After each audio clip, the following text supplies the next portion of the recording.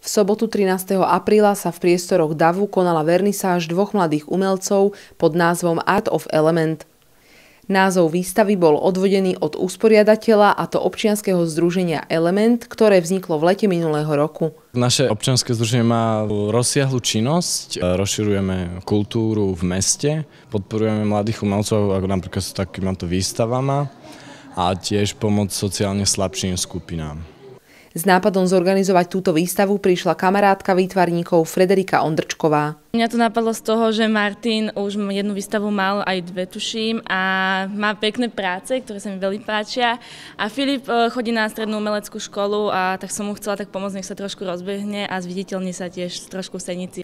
Jedným z autorov je mladý výtvarník Martin Filip. Ja tu mám výber z prác z minulého roka, také staršie aj zo Zušky, a mám tu aj niečo nové, nejaké nové práce z tohto roka. Martin okrem maľby vystavoval i fotografie. Prvé som fotil s takým normálnym foťakom, potom zo zrkadlovkou, takže už to je 4 roky asi. Čo máš radšej, maľbu alebo fotografiu? Každé má v sebe niečo, v čom sa dá vyjadriť veľa vecí, takže nerozdeľujem to takto. Mám rád oboje. Dvojcu výtvarníkov doplňa Filip Buchta, ktorý momentálne študuje scénické výtvarníctvo v Bratislave. Ma baví umenie a chcel by som byť v budúcnosti režisér divadelných hier. Teraz sedíme v nejakej kaplnke, predstav nám, čo to je.